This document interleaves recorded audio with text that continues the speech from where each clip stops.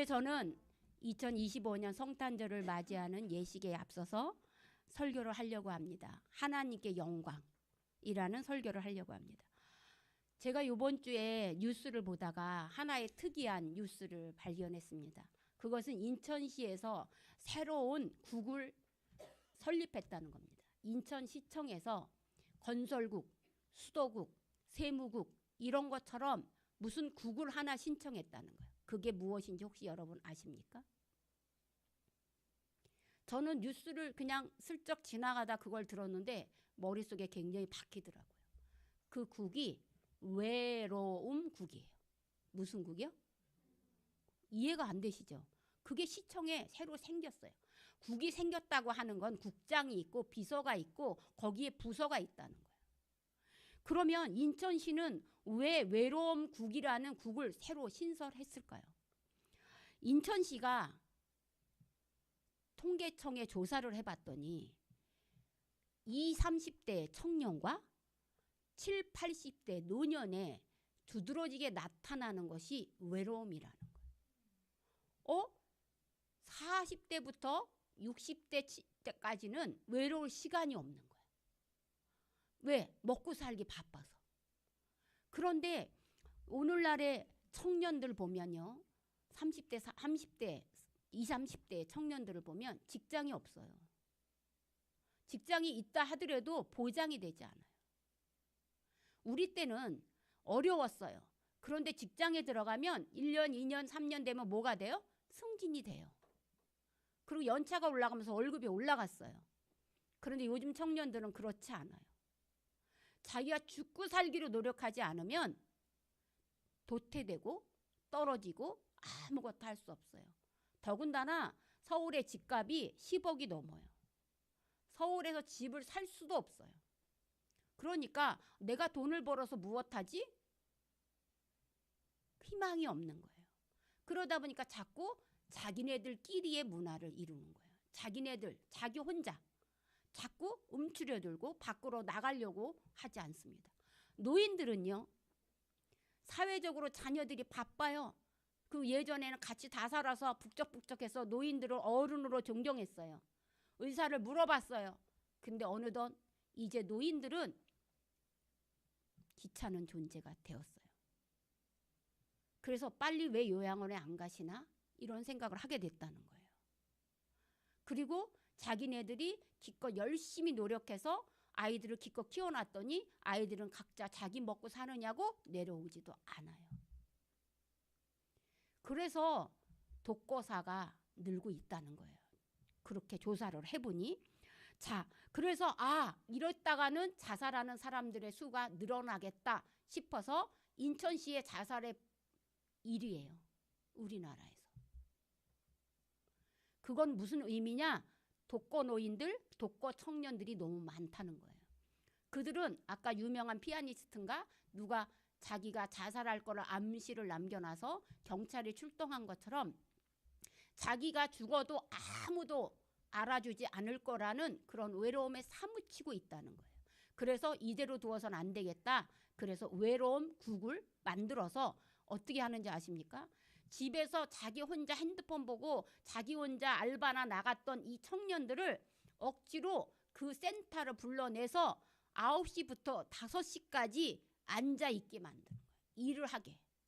월급을 주되 그렇게 자꾸 그래서 처음에는 그걸 한두 시간도 못 견디는 학생들이 많은 거예요. 청년들이.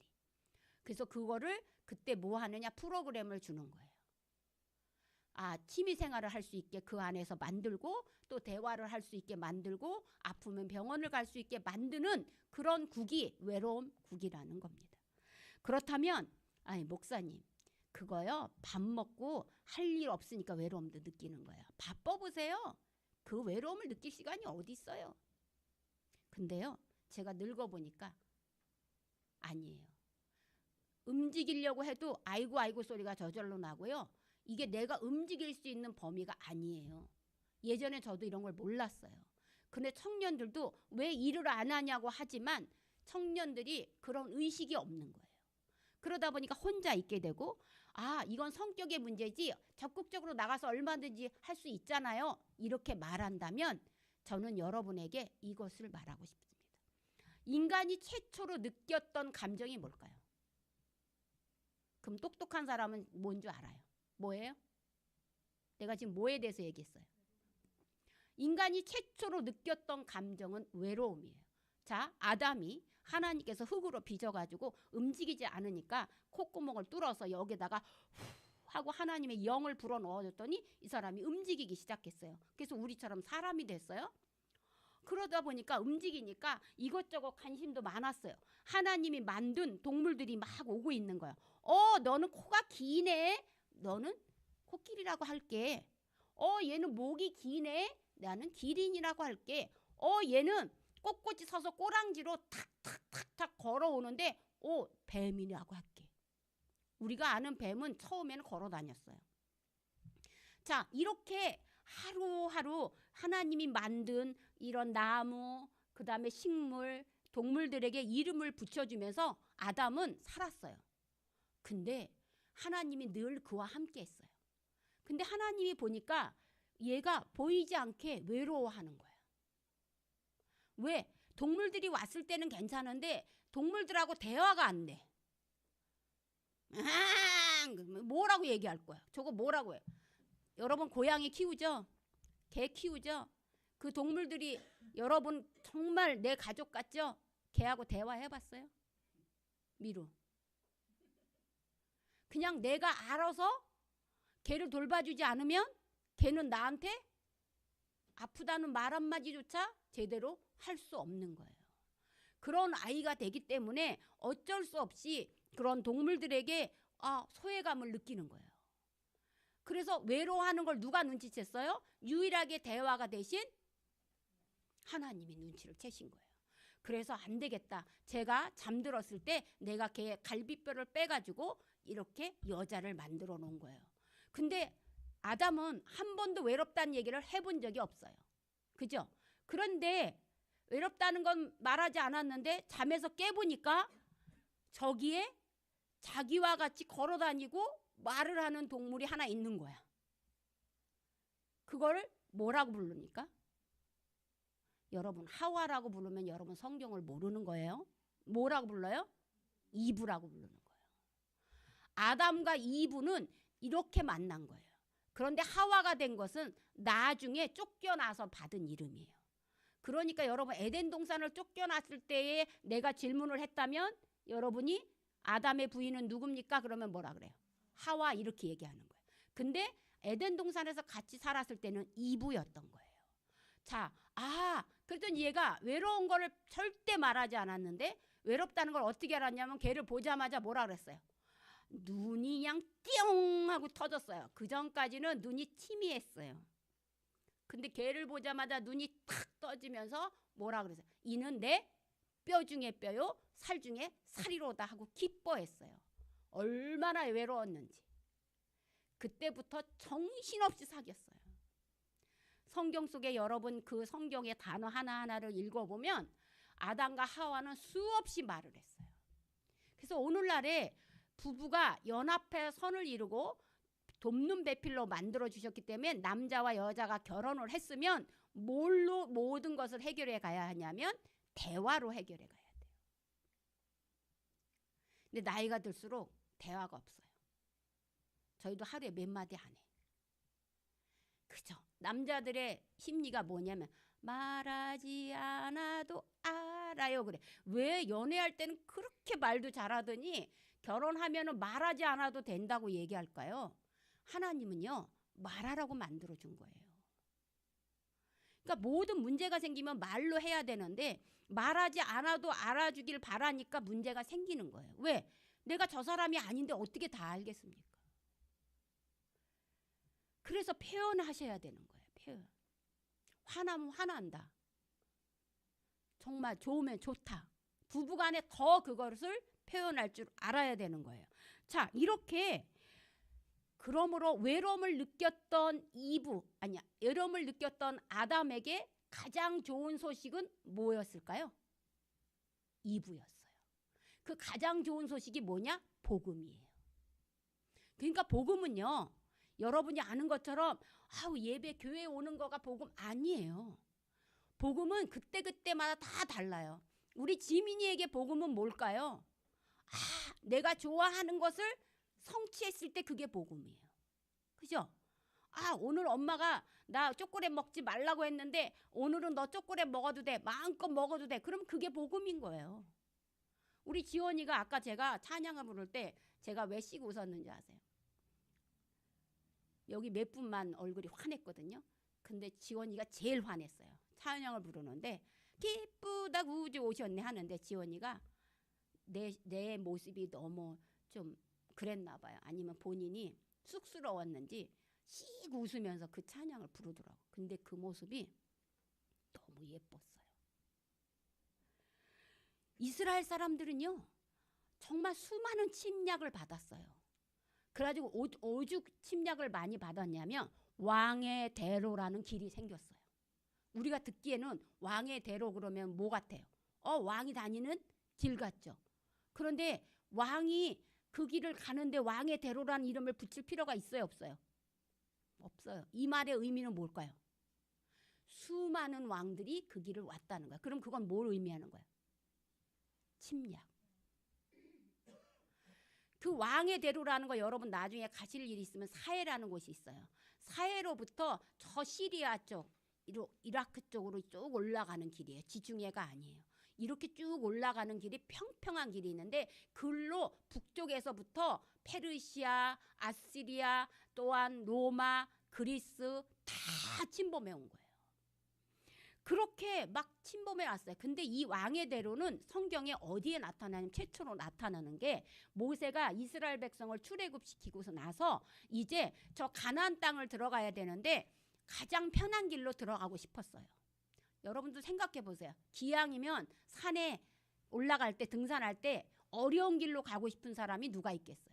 편한 길로 가고 싶대. 이스라엘 백성도 모세가 데리고 편한 길로 가나안 땅에 들어가려고 했는데 그 땅의 주인이 누구였냐면 에돔이었어요. 그래서 에돔 왕에게 가서 얘기했어요. 우리가 이 길을 지나 가나안 땅으로 가려고 하니 길 통과하게 세금도 내겠다. 그리고 당신 거 안 먹겠다. 그랬는데 에돔하고 이 이스라엘은 형제예요. 아시죠? 에서와 야곱이니까 형제였던 거예요. 근데 NO! 그랬어요. 나는 절단코 못 들어가. 무슨 우리 지민이가 지훈이한테 유세 떠는 것처럼 누나라. 막 난 누나야. 넌 동생이고 이거 안 돼. 그러는 것처럼 에서가 에돔이라는 나라가 이스라엘 백성에게 유세를 떤 거예요. 절대 못 지나가. 내 거 못 건드려. 그랬던 거예요. 그래서 거기를 피해서 다른 길로 갔어요. 그 길이 왕의 대로예요. 성경에 최초로 등장한 건 그때였던 거예요. 자, 이 길을 근데 이사야라는 선지자가 뭐라고 예언했냐면 얘들아 이스라엘 백성들은 하도 침략을 많이 당해서 우리는 언제 평화가 오나요? 그죠? 여러분 우리 지금 전쟁이 없는 세대에 살으니까 그런 거죠. 우리나라도 엄청 많은 침략을 당했어요. 우리 언제 평화가 오나요? 라고 했어요. 그래서 이사야 선지자가 뭐라 그랬냐면 야 왕의 길 있지? 그 길을 통해서 너희를 구원할 메시아가 온다고 예언했어요. 그런데 그 길을 통해서 오는 왕이 오는데 메시아는 뭐야? 기름 부음을 받은 자라는 거. 꺼도 돼요. 기름 부음을 받은 자라는 거예요. 그 사람이 온다는 거예요. 근데 몇 날이 돼도 400년이 지나도 안 와요. 몇백 년이 지나도 안 오는 거예요. 그 400년 동안 바사 제국, 헬라 제국, 그리스 또한 로마 수많은 침공을 받았어요. 그런데 도대체 그 오신다는 메시아는 언제 옵니까? 그게 짜증을 나고 있을 때 바로 로마라는 나라가 땅을 전쟁을 해서 수많은 땅을 이렇게 정복하면서 그때마다 이렇게 외쳤어요. 호해요 호해 그랬어요. 우리 어릴 때는 컴퓨터가 없었어요. 핸드폰도 없었어요. 그러니까 세상에 소식을 들으려면 뭐를 했어요? 신문을 봤어요. 신문을 영어로 뭐라 그래요? 뉴스페이퍼예요. 뉴스가 뭐예요? 아니에요. 새로운이죠. 누라는 거죠. 근데 새로운도 아니에요. NEWS 동서남북이에요. 뉴스가 새로운 아닙니다. 여러분 동서남북에 대한 페이퍼 종이에요. 그러니까 동서남북에서 온 소식이라는 거예요. 그게 신문이에요. 신문을 이렇게 해서 어른들은 맨날 아침마다 무슨 일이 있나 하고 신문을 봤어요. 근데 밖에 나가다 보면 신문을 파는 애가 100부를 가져오면 이 돌리고 남은 게 한 10부, 20부 남으면 이거를 팔아요. 그런데 이 신문을 돌리는 애가 가장 수입이 좋을 때가 언제냐면 호해요 호해 하면서 소리 지르는 거예요. 강화문 내거리에서. 그 호해라는 건 뭐냐? 매일매일 일정한 신문이 오는 게 아니라 나라에 특별한 일이 생겼거나 다른 나라에 무슨 우리가 알아야 될 소식이 전해졌을 때 특별히 발간되는 신문이에요. 그러므로 비싸요. 잘 팔렸어요. 그 호해가 뭐예요? 복음이에요. 로마는 전쟁에서 나가서 승리하고 돌아오면 우리 프랑스의 개선문 있죠. 우리나라의 저 서대문의 독립문 있죠. 그것처럼 전쟁에서 들어온 사람들을 기념하기 위해 세운 문이에요. 그 로마는 문들을 많이 세웠어요. 그러면서 뭐라 그러냐면 들어오는 병사가 파수꾼이 오면서 이렇게 얘기한 빰빠라빰빠빰빰빠 복음입니다. 복음 그랬어요. 이게 뭐야? 기쁨이라는 거예요. 기쁜 소식입니다. 기쁜 소식입니다. 자, 전쟁에서 이기고 돌아왔더니 죽을 것 같았던 내 남편이 돌아왔어요. 내 아들이 돌아왔어요. 그것보다 기쁜 일은 없었어요. 자, 사랑하는 성도 여러분, 그러므로 지금 이 복음 쉽게 얘기하면 뭐예요? 여러분, 이 복음을 여러분은 뭐라 해요? 굿뉴스라 그래요. 굿뉴스, 좋은 소식이라는 거예요. 좋은 소식인데, 자, 뉴스가 형성되기 위해서는 무엇이 있어야 하냐면 사건의 배경이 있어야, 사건이 있어야 돼요. 그죠? 우리 육하 원칙이라는 거 배웠어요. 그거 다 무시하고 세 가지는 있어야 돼요. 뭐가? 사건이 있어야 돼요. 그러면 그 사건을 우리에게 알려줄 사람이 있어야 돼요. 그러면 그 사건을 내가 들었으면 나도 이거를 갖다가 어떻게 해야 돼요? 다른 사람에게 전해주는 사람이, 이 세 가지가 있어야 돼요. 사건이 있어야 되고, 이 전해주는 사람이, 나한테 소식을 알려주는 사람이 있고, 내가 나가서 전해야 되는 거예요. 자, 그러므로 복음의 사건은 뭐예요? 지금 아기 예수가 탄생했다는 게 사건이에요. 이게 지금 우리 성탄절 얘기예요. 아기 예수가 태어났다는 거야. 자, 아기 예수가 태어났다는 건 뭐예요? 하나님이 누구로 내려온 거예요? 인간으로 내려온 거예요. 그냥 우리가 결혼해서 아이 낳는 게 아니에요. 그러므로 여러분, 아기 예수가 탄생했다는 게 큰 사건이에요. 그러면 그것을 전해준 사람은 누굴까요? 오늘 본문에 보면 그것이 천군 천사라고 얘기하고 있어요. 자, 천군 천사는 한 명이다. OX. X예요. 자, 성가대 지휘자가 우리가 이제 우리 교회는 지금 성가대가 없고 우리는 오랫동안 성가대를 했는데 저는 여러분이 다 성가대원이라고 생각해요. 그러면 어떻게 되냐면 4분의 4박자, 뭐 4분의 3박자 뭐 이렇게 다 하면서 반주자에게 사인을 주면서 여러분과 함께 이렇게 지휘를 해요. 그런데 천군 천사가 지휘를 하는 거예요. 그러면 그때 지휘는 누가 했을까요? 여러분 한 번도 들어본 적 없을 거예요. 예수님이 탄생했다는 소식을 알려주러 왔어요. 그런데 천군 천사가 왔어요. 그런데 와가지고 빛으로 확 왔어요. 오늘날 오로라예요. 오로라가 이 베들레헴의 이 광야의 들에서 목자 양을 치고 있던 목자들이 아유 정말 오늘도 또 양치기를 잘했네. 근데 저 마을에는요 집집이 불이 다 켜져 있으면서 막 밥하는 냄새가 막 나요. 그런데 오로지 그 마을에 들어갈 수 없는 사람이 있었으니 그들이 목자예요. 그러므로 목자는 제일 가난한 사람이에요. 제일 천대받는 사람이에요. 왜요? 다윗도 목자였는데 다윗 시대만 해도 목자는 캡틴이었어요. 이스라엘은 목축업을 했으니까. 근데 이게 점점 바뀌면서 예수님이 오던 시절에는 목자들이 제일 천민이에요. 왜요? 그들이 스스로 안식일에 39가지를 정해놓고 안식일을 지키지 않는 자는 죄인이라고 얘기를 했어요. 자, 그런데 이 사람들은 목자기 때문에 자기네들은 안식일을 지키러 옷을 입고 가야 되지만 저 생명 있는 것들은 누가 먹이를 줘야 될 거 아니에요. 그죠?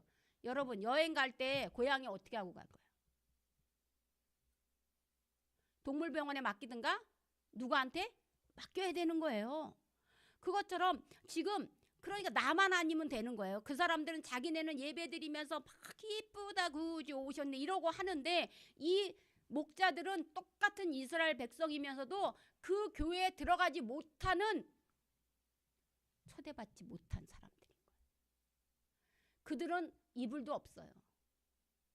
그저 누워가지고 하늘을 벗삼아 그냥 있는데 아무런 일도 일어나지 않아요. 아, 오늘 하루 또 먹고 살았네. 오늘 하루 또 먹고 살았네. 저 마을에서는 저렇게 웃는 소리가 들리는데 우리는 호정령이 내렸는데 우리는 가서 호정령도 가서 할 수 없는 아주 비천한 사람이에요. 그런데 하나님은 참 미안해요. 저 헤롯 궁전에 가서 아기 예수가 탄생했다고 알리면 되는데 그 소식을 누가 알리게 했냐면, 아니요, 목자들에게 선택한 거예요. 가장 천하고 낮은 자를 선택해서 마태복음에서는 동방박사예요. 누가복음에서는 목자예요. 목자에게 그걸 다 합치면 동방에서 온 이방인도 하나님을 섬기고 이 이스라엘 백성 중에는 목자인 거예요. 이스라엘 백성 중에는 높은 사람들에게 알려준 게 아니었던 거예요. 자, 그렇게 하니까 무서워가지고 갑자기 막 회오리 바람같이 빛이 자기를 막 감싸고 있는데 너무 무서워서 벌벌벌 떨고 있는데 갑자기 소리가 왕 하고 들리는 거예요. 무슨 소리가 들렸을까요? 무서워하지 말라 그런 거예요. 그 말이 더 무서워. 그죠? 저는 이렇게 깜깜한 세상 처음 봤어요. 저희 집에 어제 제가 9시에 자려고 침대에 딱 누우면 이제 바깥이 다 보이거든요. 커튼을 안 내리면. 평소에는 집집이 불이 켜져 있었어요. 무슨 불? 태양광이라 이렇게 바깥에 외등들이 켜져 있었단 말이에요. 어제는 하나도 안 켜져 있는 거예요. 왜요? 날씨가 해가 안 나왔어요. 해가 안 나오면 태양광이 빛을 발하지 못해요. 그래서 한 집도 안 켜져 있는 거예요. 켜져 있는 게 저 옆집에 테레비 보는 약간 푸른 빛 이거 하나 보이는데 캄캄한 거예요. 근데 제가 무슨 생각이 들었냐면 무섭더라고요. 야, 나 여기 이사 와서 이렇게 캄캄한 건 처음 봤다. 그런데 어둠은 우리에게 뭘 주는 거냐면 두려움을 줘요. 근데 빛이 왔는데 두려워하는 거예요. 그러니까 놀라지 말라. 그러면서 얘네가 놀라지 말라 그런다고 안 놀랍니까? 우리가 캄캄할 때 제일 무서운 게 누구야? 사람 만나는 거잖아요. 근데 소리가 들리는데 안 놀래냐고요. 놀라죠. 그런데 이 목자들이 안심하고 놀라지 않게끔 만들어줬는데 그게 뭔지 아세요? 바로 찬양이었던 거예요. 천군 천사들이 찬양을 부르는데요. 그 소리가 얼마나 아름다운지 그 지휘자가 누구였을 것 같다고요? 가브리엘이에요. 좋은 소식을 알려주는 천사니까. 가브리엘의 지휘에 맞춰서 천군 천사가 노래를 부르는데 천사들의 노래가 하늘에서 들리니 그랬죠. 자, 뭐라고 들렸어요? 자, 오늘 본문 분 곳에서는 하나님께 영광이요 땅에서는 하나님이 기뻐하는 자들 중에 평화로다. 저걸 노래로 하는 거야. 그렇게 노래를 부르는 거예요. 지극히 높은 곳에서는 하나님께 영광, 땅에서는 하나님의 백성, 믿는 백성들에게 평화로다라는 노래가 들리기 시작하는 거예요. 자, 그러면서 천군 천사에게 계속 천군 천사는 노래를 부르는데 한 사람이 이야기를 하는 거예요. 목자들에게. 너희는 빨리 가서 베들레헴에 거기에 구유 안에 먹이통 안에 동물들의 먹이통 안에 있는 아기 예수를 가서 만나보거라. 그리고 그것을 만나봤다면 그것이 표적이니 너희도 이 기쁜 소식을 전해라 그랬어요. 자, 처음에는 믿지 않았어요. 그런데 이런 소리를 듣고 이 목자들은 누구랄 것도 없이 양을 놓고 베들레헴 마을로 뛰어갔어요. 그리고 찾아냈어요. 집집이 찾아냈어요. 그리고 거기서 아기 예수를 보고 그런 사실을 알려주고 이제 자기가 일해야 되는 양들이 있는 곳으로 가야 돼요. 그런데 여러분, 이 목자들이 올 때는 막 뛰어왔어요. 갈 때는 어떻게 갔을까요? 올 때는 빨리 그걸 보려고 막 뛰어왔어요. 갈 때는 어떻게 갔을까요? 계속해서 천사들의 노래가 계속 들리는 거예요. 하늘에는 하나님께 영광이요 땅에는 평화로다. 이 찬양이 계속 들리니까 자기도 모르게 뭐하고 갔어요. 그동안에 기쁨이라는 거는 찾을 수도 없었던 이들이에요. 그런데 이들이 자기의 그 일터로 다시 돌아갈 때는 어떤 게 들렸을까요? 찬양 소리. 그러면서 자꾸 노래를 흥얼거리면서 그렇게 간 거라는 거예요. 사랑하는 성도 여러분, 우리는 그 목자들이 전해준, 그 천사들이 목자들에게 전해준 찬송가를 듣고 가서 예수 그리스도를 맞이했던 목자들처럼, 또한 그 목자들이 흥얼거렸던 그 찬송이 우리에게도 흥얼거릴 수 있어야 돼요. 예배를 드리고 갔는데 아휴 그냥 그래 이러면 이거는 아기 예수의 탄생을 우리가 기념하지 못한 거예요. 우리도 이 찬양의 소리가 계속 들려야 되고, 우리도 아기 예수의 탄생이 하나님께는 영광이요 땅에는 평화로다 라고 외치면서 이제 집으로 돌아가셔서 이제 기쁨의 삶을 누리는 여러분이 되시기를 바라겠습니다.